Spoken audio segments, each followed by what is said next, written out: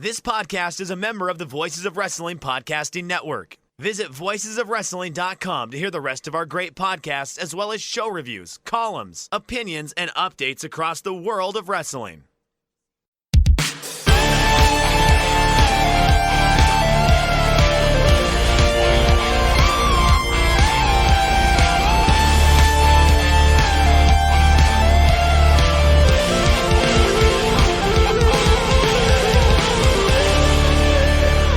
Welcome to a bonus episode of The Good, the Bad, and the Hungee here on the Voice of Wrestling Podcasting Network. I am your host, Tyler Fornes, so with me as always is Fred Moreland, and you are getting this at your normal time, but just want to be clear here.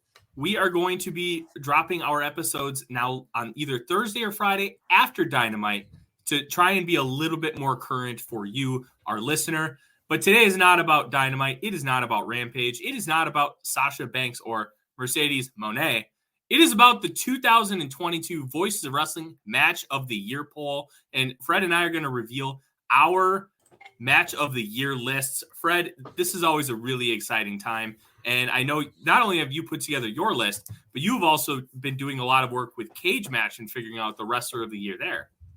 So I put together my list of the top 10 and voted on it because I write for Voices of Wrestling, I guess, and they've decided that somehow makes me qualified to do other things. They haven't kicked me out yet. I still don't understand that. So I got my top 10 after watching nearly 1,400 matches this past year because I'm a friggin' nerd. And then I also have, if you want to talk about that after we talk about our ballots, a couple times this year I've taken all the match data, the match ratings off of Cage Match, and used those to try to find out who should win the Most Outstanding Wrestler award from the Wrestling Observer newsletter.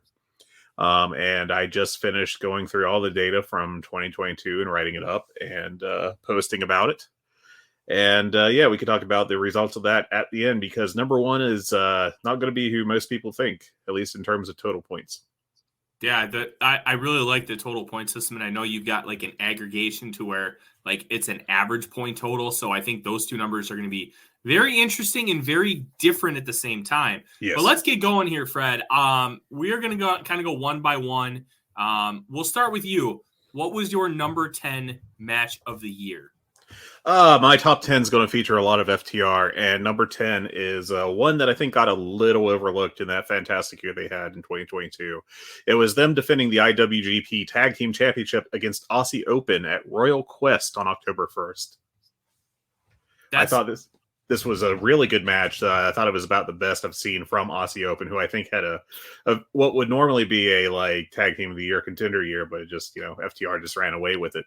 I think that this was just a fantastic match, really exciting with a hot crowd, and it's just great stuff. Yeah, I'm really excited to see what Aussie Open does now that they're more on a mainstream level and they're getting a push in New Japan. They're getting main event time on AEW whenever they come over, and I think that they are primed to have an absolutely tremendous 2023. Because they're finally getting the prime spot they've honestly deserved for a few years. And That match against FTR was tremendous. Yeah, and if you liked Aussie Open, they had several other good matches this year. They did fantastic work in that in the 6-man tag tournament alongside Will Ospreay, of course, in AEW. They also had, I think they had a great, maybe the best tag team match in Impact this year against Ace Austin and Chris Bay, and the World Tag League final against Hiroki Goto and Yoshihashi was also very good. So if you didn't check out Aussie Open this year, you should get on that. They're just a fantastic tag team. Absolutely. My number 10 match of the year is Chris Jericho versus Eddie Kingston from AEW Revolution, March 6th. I gave it 4 3/4 stars. The little wrestling I watched this year, I did not watch 1,400 matches. I probably watched in the neighborhood of 500 to 700.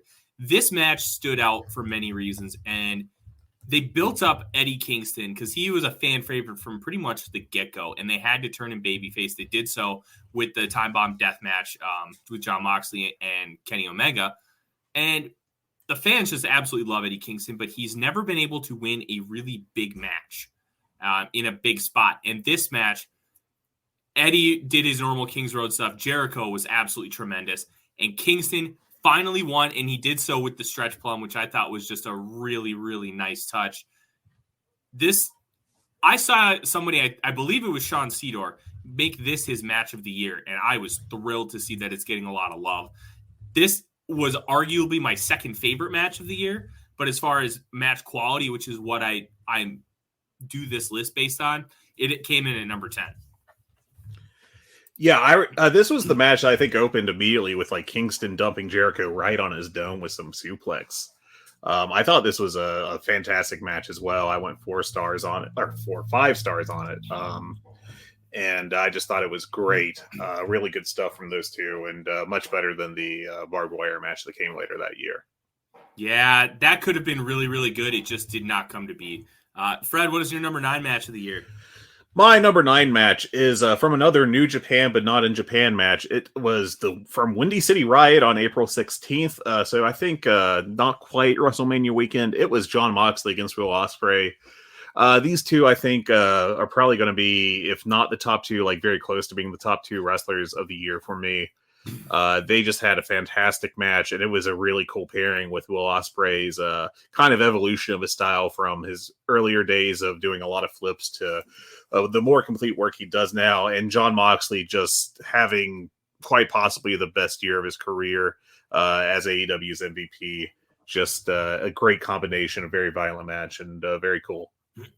I thought what was really cool about this was the crowd was very, very hot, and you could tell that Will Ospreay was excited to work in front of this crowd. This one barely missed my match of the year list because I loved it too. And they continued that storyline with Will Ospreay against the refs at the end, and it was just everything was built so well. Moxley and Ospreay had way better chemistry than I expected, and if this could have been in a bigger building, I think you would have more representation on a match of the year list. But I don't think a lot of people tune in the Windy City Riot. No, especially with it being on New Japan World pay-per-view, so you had to pay extra money on top of that. I waited until I got to the free service because I'm cheap. But yeah, it's definitely worth your time. Yeah. My number 9 match of the year, Best of the Super Juniors from May 26th, El Phantasmo versus Robbie Eagles. This was my favorite match of the year. I loved watching this match. You just didn't quite know what you were going to get from El Phantasmo. He's kind of been teasing a little bit of a babyface turn over the course of the last calendar year. It feels like either he's going to go full on babyface or he's going to end up taking over Bullet Club. I think they want to make him the next Kenny Omega. And this match against Robbie Eagles, he pulled out a lot of stops. He did multiple finishing moves, or at least attempted, of former Bullet Club leaders. Robbie Eagles ended up winning with the Ron Miller special after hitting the 450 on his knee. This was almost a 5-star match for me, and I loved it from start to finish. Yeah, this was another really good match to me. I gave it 5 stars, and for people that are wondering how many 5-star matches I had 26. So like 2% of the matches I watched, where I specifically went out of my way to watch good matches all year. I thought this was fantastic. The thing with El Phantasmo and Robbie Eagles is between opportunities or lack thereof, and also just like how, especially Phantasmo, how he works. I feel like they should be having more high-rated matches than they do. They're both fantastic workers, and this was a great match that did a wonderful job paying off like years of storylines between these two. And I thought it was just a fantastic end to that storyline, and Phantasmo shortly thereafter moving up to heavyweight. Yeah, I'm really excited for the future of El Phantasmo, and Robbie Eagles just continues to be tremendous. I love that he's a junior. He can do the flippy-do stuff, but he is not a flippy-do guy, and it really adds a nice element to this junior division. Fred, your number 8 match of the year? My number 8 match of the year, and because of Fredflation and just generally being a scale breaker pervert, this is another 5 1/4 match for me, which is what all three of the ones I've talked about so far have been.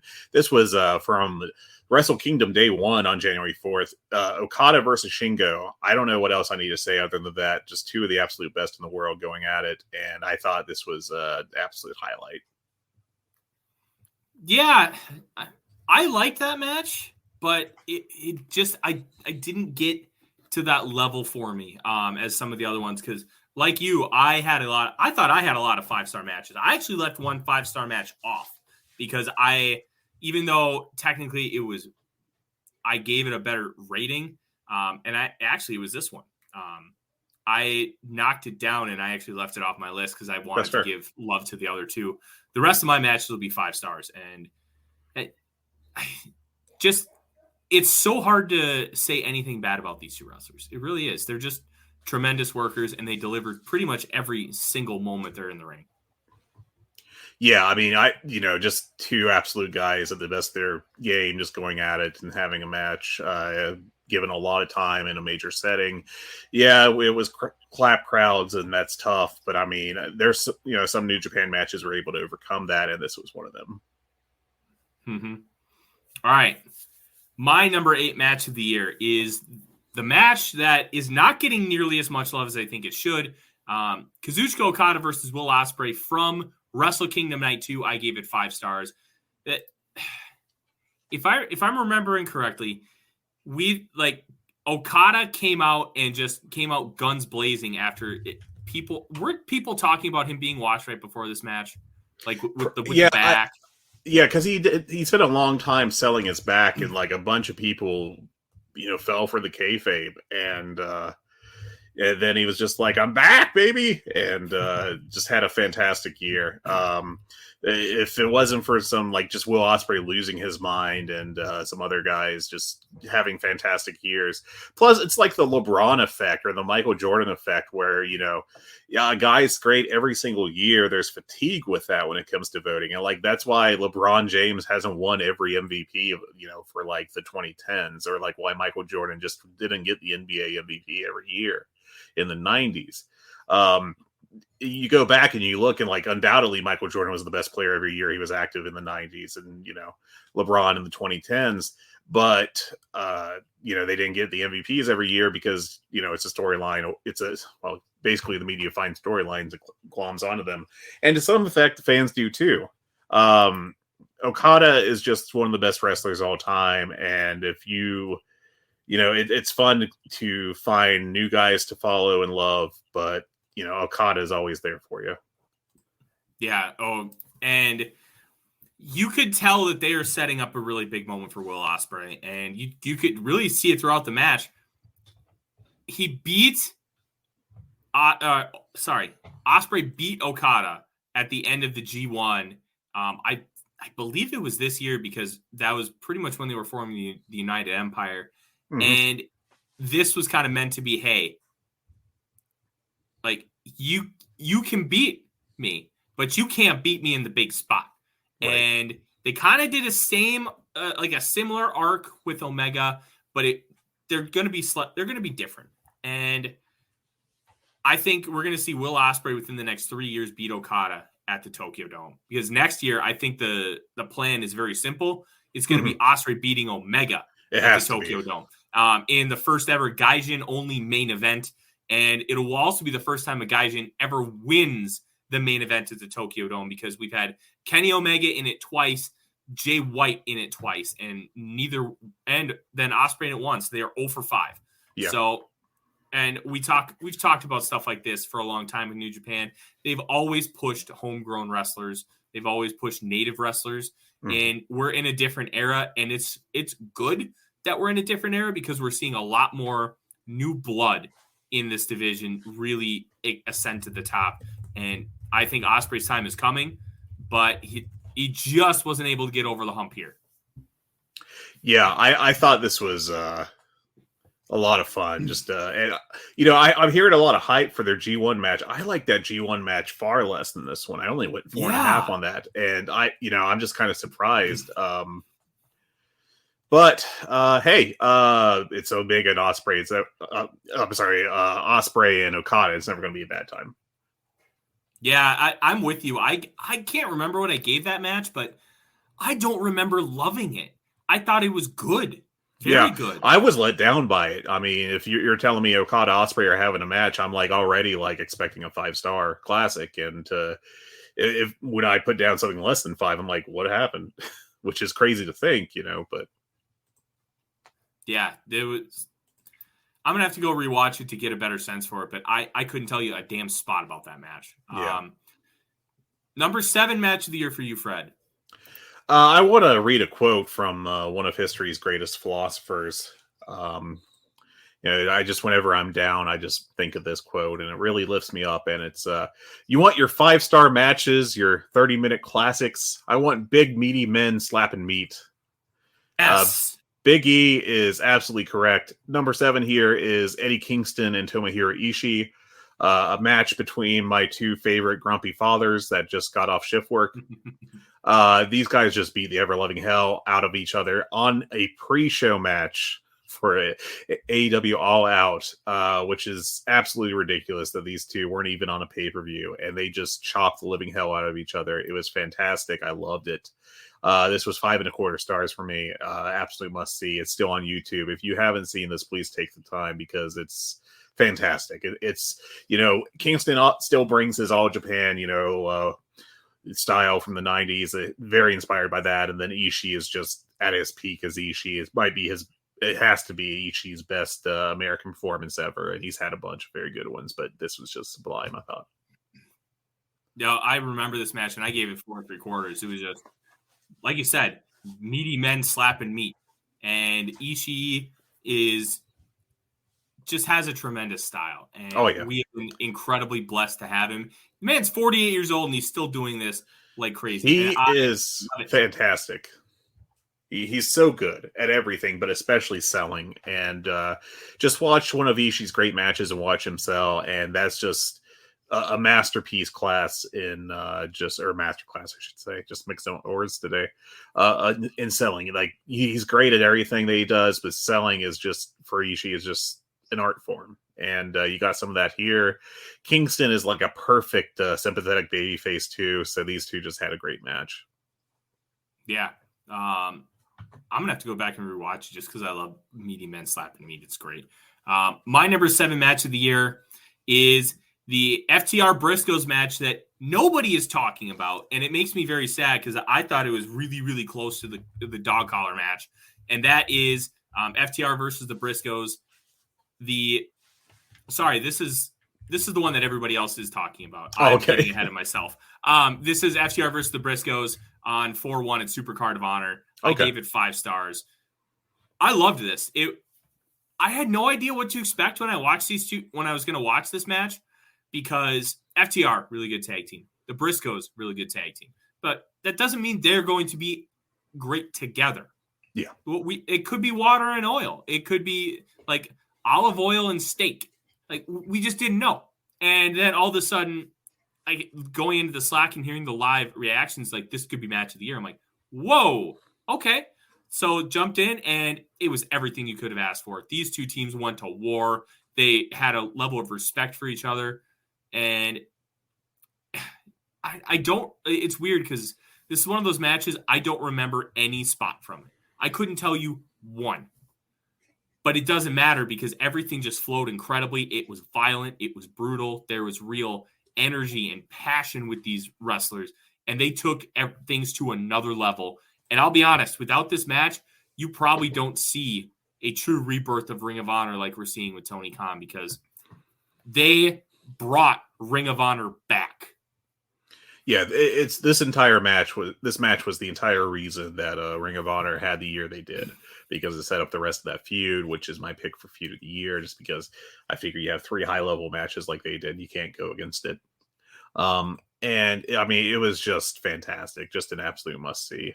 But we'll talk about that more in a little bit. Teasers. Mm-hmm. Yeah. What is your number 6 match of the year?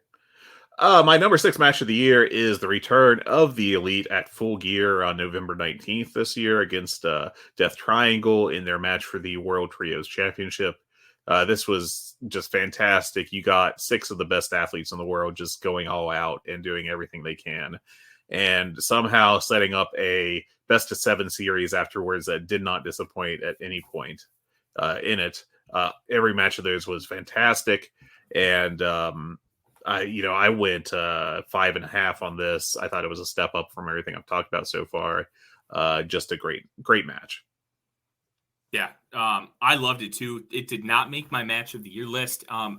Honestly, none of those matches made my match of the year list, but you're going to see a lot of representation in the Dynamite dozen from these two teams. That was a really fun match, and I loved the hammer finish.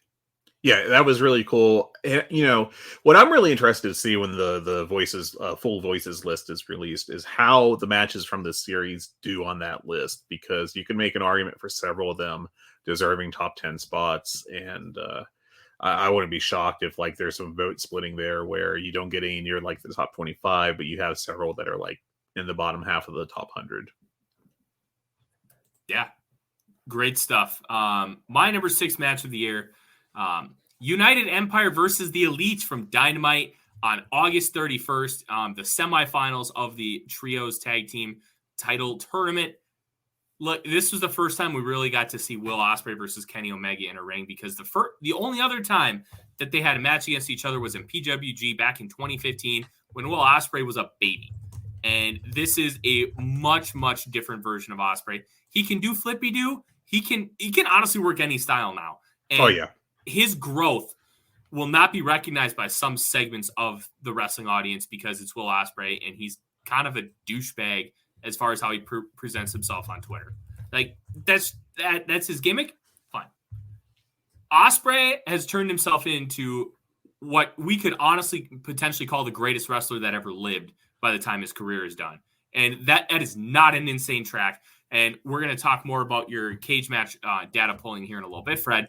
And Ospreay comes out looking tremendous, and he continues to have great matches against everybody. This match with the Elite was tremendous because Aussie Open, Mark Davis, some of the stuff he's able to do as just an absolute unit. The man's 6'4", 275. He's doing topes. Brick shithouse. He and Kyle Fletcher are throwing the Bucks around. Omega's doing his stuff, and this eventually got to a point where it was Ospreay, I believe, versus all 3 members of the Elite, and Ospreay is basically just fuck you, and just goes to war.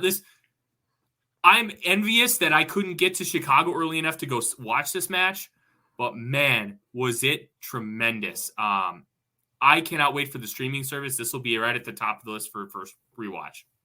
I thought this was great. I went 4 3/4 on it. I think that the TV formatting just threw me a little bit on this one for some reason. But I love this match. You can't say enough good things about it, I don't think. No, absolutely. Now we are in our top 5. Fred, who's at 5 for you? 5 for me is that FTR Briscoe's Supercard of Honor match you mentioned from April 1st. I'm not going to belabor the point. Everything you said, I agree with. I thought this was great. Went 5.5 on it. And fantastic match, which I think will have a lot of historical importance as we go forward. Oh, absolutely. I loved that match. But my number 5 match is the match that I think should be getting a lot more love and isn't. And that's FTR versus the Briscoes. 7/23. I can't remember which pay-per-view it was.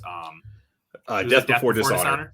Yeah. Death Before Dishonor. I gave it 5 stars. Look, it's really hard to have a great match and then have another great match. But it's almost impossible to have a 5-star match and then top it. And I thought they topped it with this.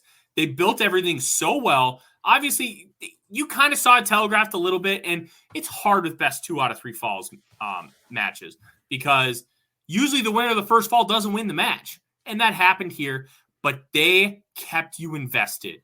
And after they got the Briscoes got the pin early on, and then they segmented it well because it was about 19 minutes, about 12, and then they did it about another 10. This match was phenomenal from start to finish. And I really hope that people recognize how great this was and not just sandwich in between Supercard of Honor and Final Battle, because this in a normal year, I think would be a top 3 match of the year. I hated this match, Tyler. So much I gave it number 11 on my list. It was just right out of there. I thought this was another fantastic match from those two teams, four men, as I split the difference. Just fantastic stuff. Yeah, awesome match. I'm really excited to give it another watch because it was phenomenal. Fred, your number 4 match of the year. My number 4 match of the year is kind of surprising for me because given how I generally feel about their product, but it's Sheamus and Gunter from Clash at the Castle for WWE on September 3rd. Again, go back to the slap and meat comment, just beating the hell out of each other. It was a ton of fun and easily the best thing I've seen in WWE in a long time. Yeah, I'll be honest. I didn't get a chance to watch that match, but I heard a lot of really good things. And I'm sorry, it's not Gunther. It is Walter. I can't believe that one, they changed his name, and 2, he's not a big beefy boy anymore. He's just big. He's still great though. He's still great. Oh, he's still great. But I'm gonna have to try and get to watching that match, but it's just so hard because WWE blows. I did love his matches with Ilya Dragunov. I think that was my number 4 match of the year last year. And Gunther, I guess I'll transition. He just tremendous. My number 4 match of the year, Forbidden Door. What probably should have been the main event. Will Ospreay versus Orange Cassidy. I gave it 5 stars. When this card was announced, you look at it, Will Ospreay versus Orange Cassidy. What a letdown. There's so many guys on that roster that you would probably prefer to have in that spot. But it ended up being the match that you never knew that you needed. You got the initial chicanery with Orange Cassidy, being a little dork, a little goofball. But then he took it to another level. And he became the Orange Cassidy that, this is real. I'm not going to do my shtick. And he and Ospreay just went back and forth. And it was one of the best matches I have ever been able to watch. I was obsessed with it. And I really gave this serious thought for being my match of the year. Yeah, I've heard a lot of talk about it that way. I wasn't as high on it. I only went 4.5 stars on it. How dare you? I know, I'm a monster. But I liked it a lot. I mean, it was a lot of fun, and I can definitely see how you would think it's a top 10 match of the year. Yeah, this resonated with me a lot, and it's going to be hard for me to ever question Tony Khan putting Orange Cassidy in a big spot again, because he put him in this spot. They needed this card to deliver because of how disappointing the build was, and it became the show of the year. And I think a lot of that has to do with the success of this match, because if this match bombs, you're going to have a completely different tone coming out of the show. Plus, you got Shibata coming in at the end, which is going to pop everyone every time. Yeah, that was a very awesome moment as well. Ready for my number 3? Yes, sir. All right. I went with Bryan Danielson against Adam Page on January 5th. Dynamite. So I have 2 matches from that day. I thought this was fantastic. I thought that these two were just tailor-made for each other. And honestly, I'm a little sad that they only did the one match together. The 2 matches, I guess I should say. But this was just fantastic. I guess it was 3 matches now that I remember, because they did one a few months ago. I definitely know what I'm talking about. But yeah, this is great. I loved it. Just fantastic work from both of them. Nearly half an hour on free TV is just crazy to think about. I'm one of the few people I did not like this one more than I liked the 60-minute draw. I thought it was very good. I gave it, I believe, 4 3/4 in real time. But it did not hit me quite on a level of match of the year. But when you look at it from a neutral perspective, I totally get why. Especially because you love Bryan Danielson, and I do. Sometimes I love Bryan Danielson too, but not to that level, and it's just going to resonate with people more. Yeah, and it's all personal preference. Yeah. All right, my number 3 match of the year from Double or Nothing on May 29th, Anarchy in the Arena. And so the problem with some matches that are complete chaos and you have everybody going everywhere is you can miss a lot. I remember being in the building at Full Gear when they had the tag match with the Bucks and Adam Cole, and it was like the 5-on-5, and everybody was just everywhere, and it was just complete chaos. A lot of people hated it. I thought it was great, but I could see everything in real time. Yeah. And that can be a real challenge with these because you can't focus on like 4 or 5 different storylines happening all throughout. And if the production team doesn't nail this match, it does not get nearly the love that it's getting. They deserve as much credit as the wrestlers because they were bouncing back and forth. The announcers were phenomenal in keeping everything and then also having fun. Like, what the hell is going on? They created chaos. They had high spots. They had blood. They had brutality and violence. They had comedy early on with the theme song playing. They had everything that you could want. And production is the reason why that this match is number 3. Because if production is not good, this match is probably just a 4-star match. But they nailed every single element of it. And it honestly, if this would have been the blow-off to the feud, I thought it would have been great.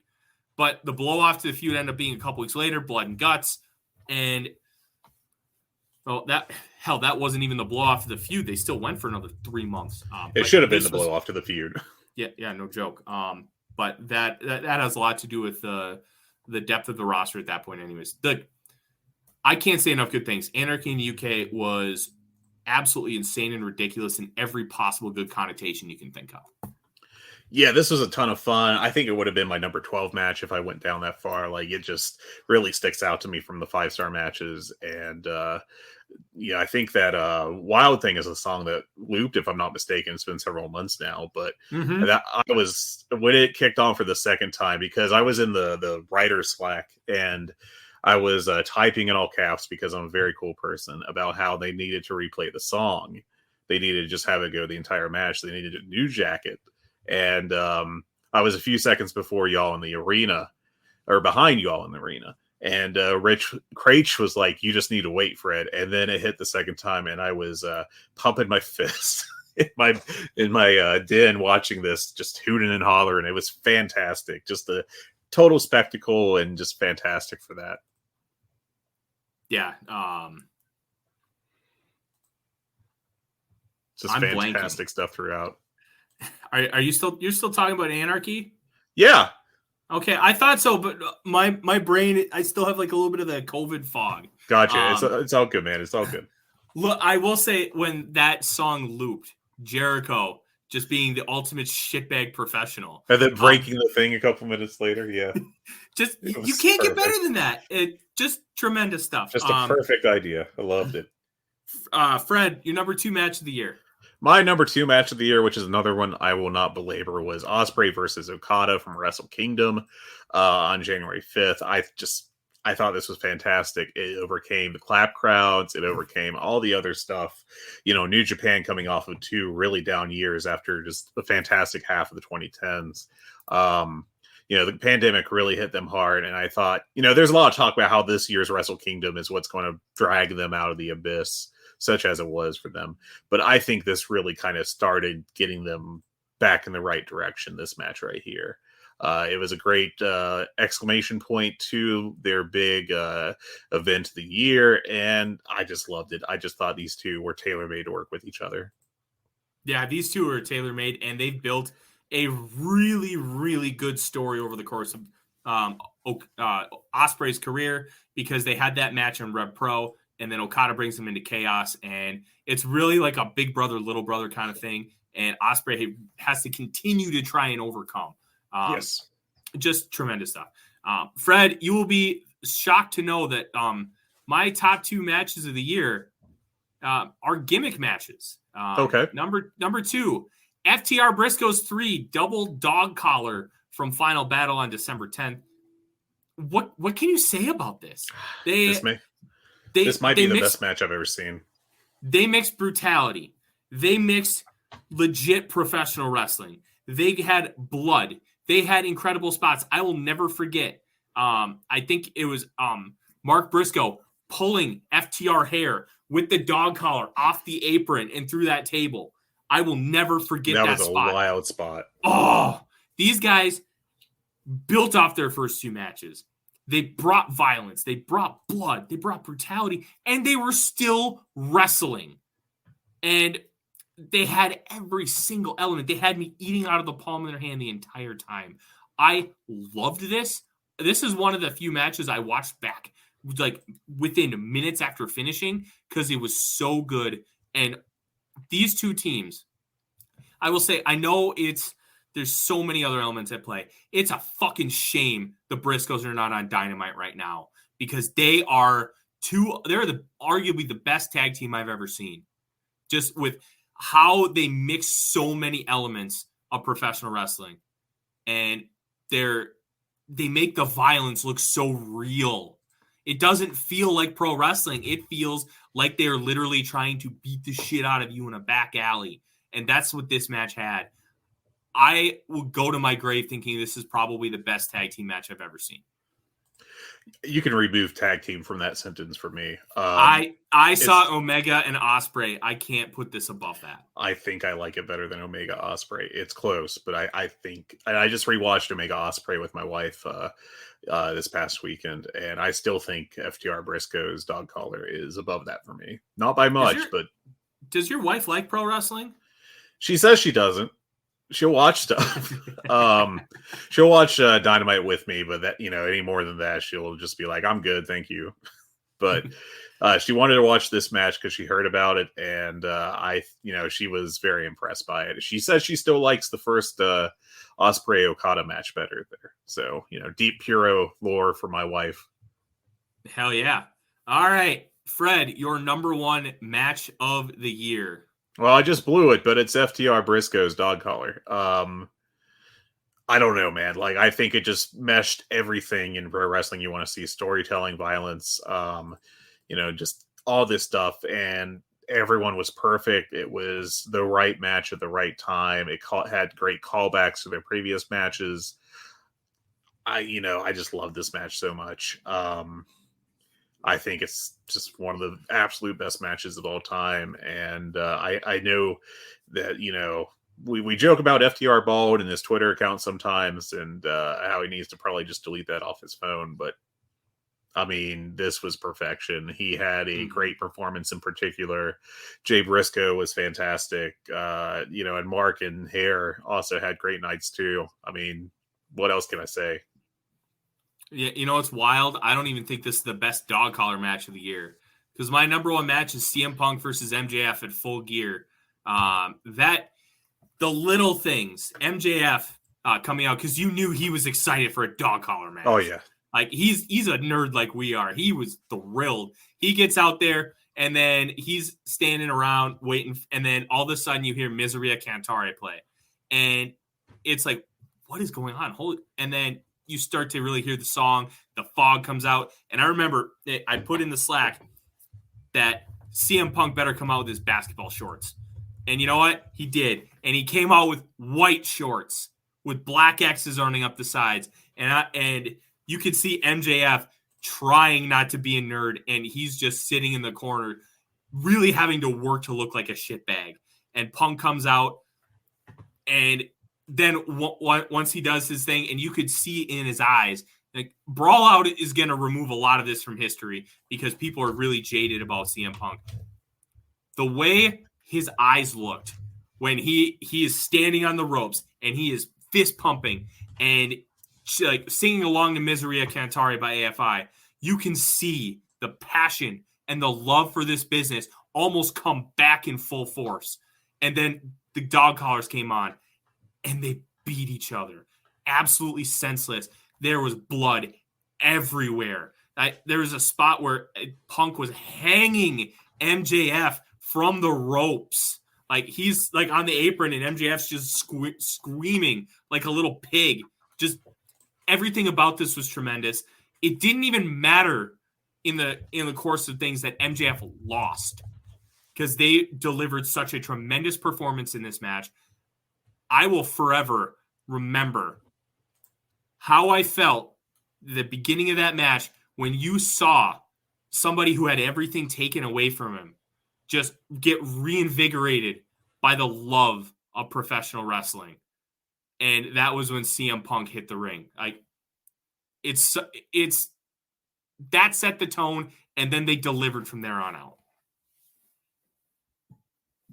Yeah, I mean, that was a great match. I loved it. It is very unfortunate that I think it's going to be lost to history in a couple years, just because of the fact that this was kind of supposed to be in the middle of a feud, like a long-term feud, and instead it wasn't, because of instance. And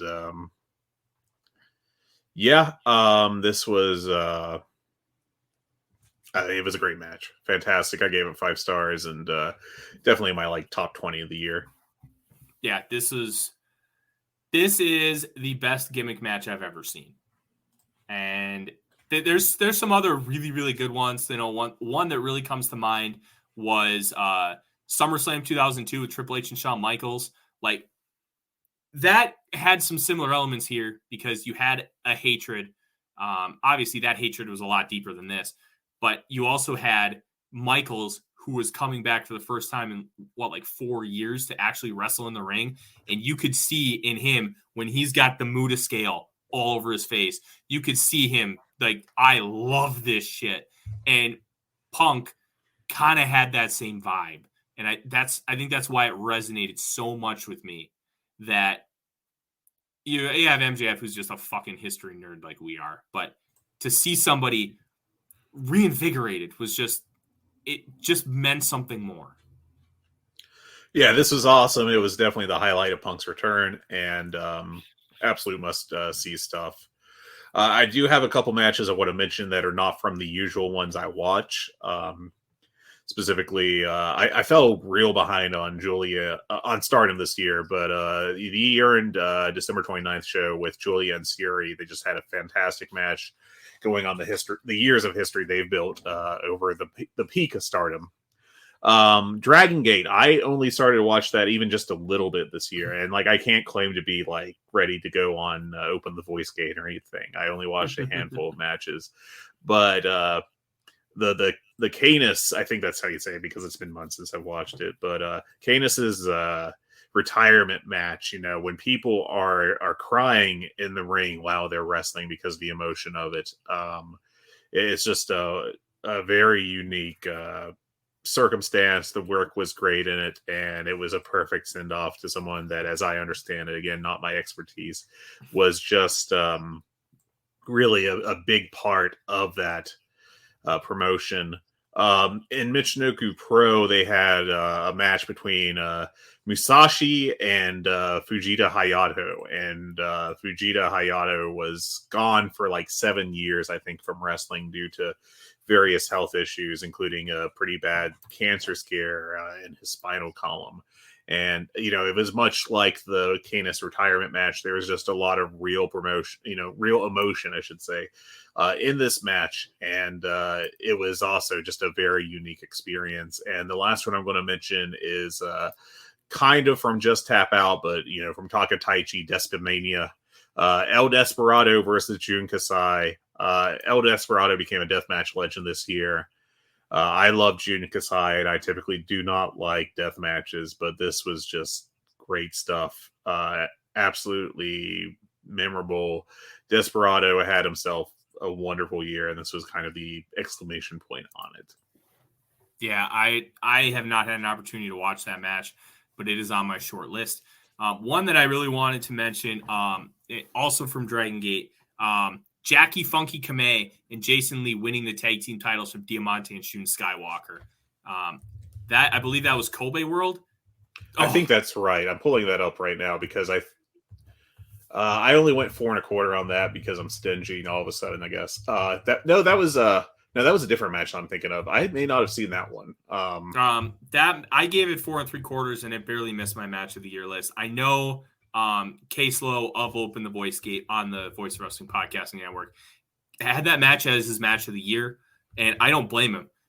Jackie Funky Kamei is, to my knowledge, was viewed more of like a comedy guy, and he came in plucky babyface and won over everyone. It was like a coming out party. Skywalker and Diamante were just these, like, obviously Dragon Gate wise, they just look huge facing against Lee and Funky Kamei, and it was phenomenal.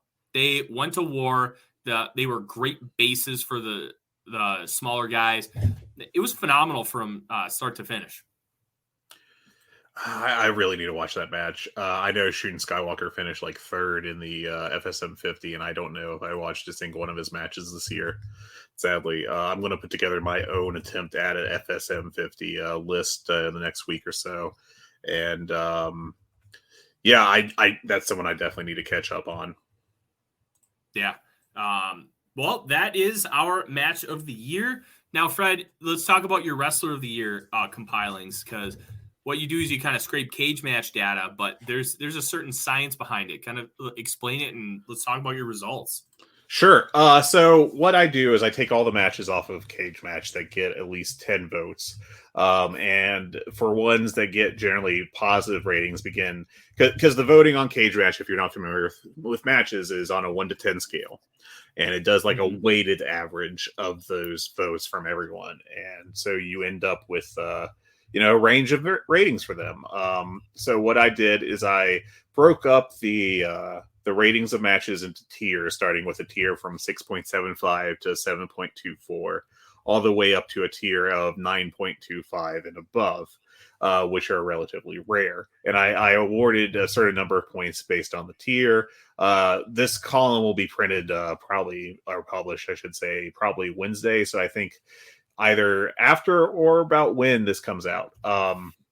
And so I just kept track of that the whole year. Well, I didn't keep track of it. I calculated it for everything from the whole year.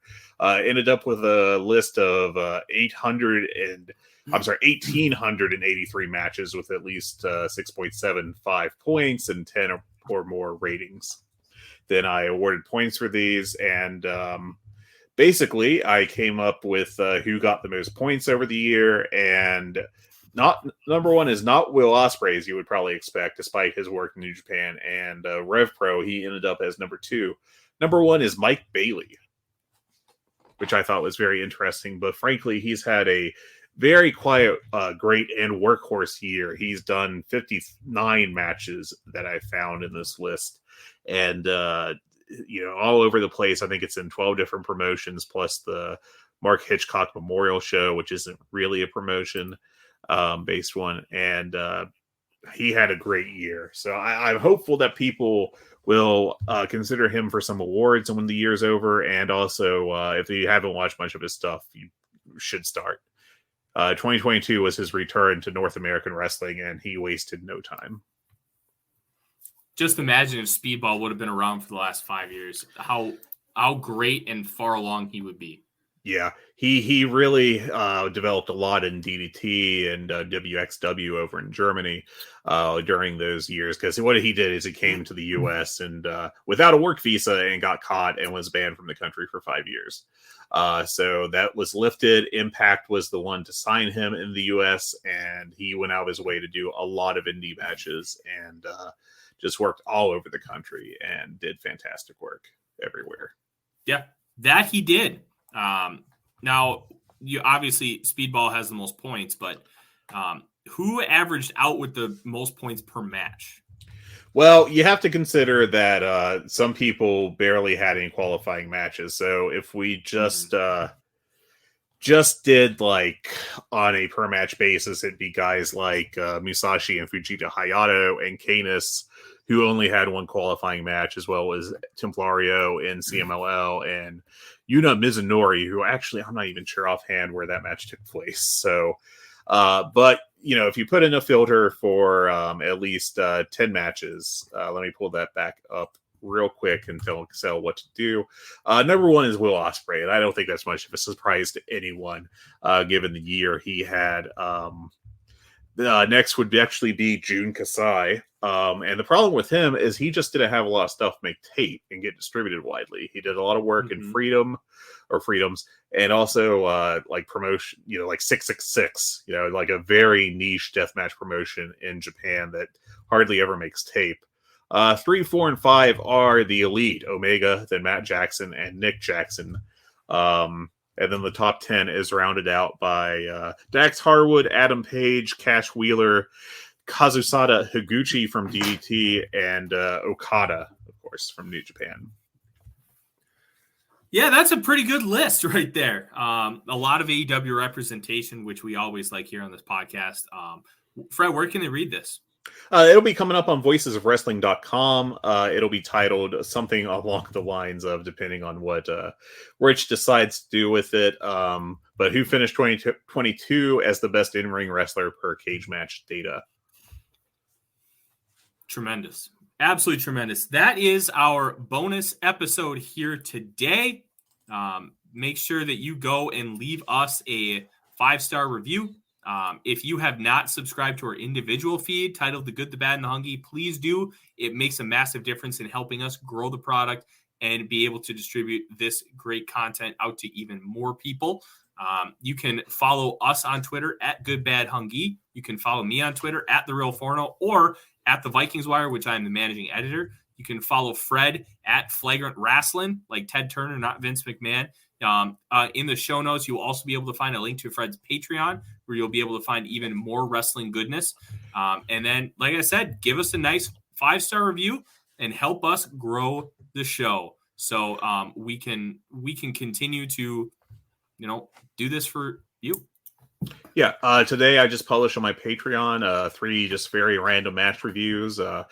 There was a very good Gambari Pro match between Tyson Maguchi and Mizuki Watase that I talked about. Then talked a little bit about a Seth Rollins Austin Theory match from Raw a couple weeks ago. And then I finished it off by pulling up a very random match from IWTV from a Quebec City indie with Stu Grayson in the main event. So I just read about all 3 of those.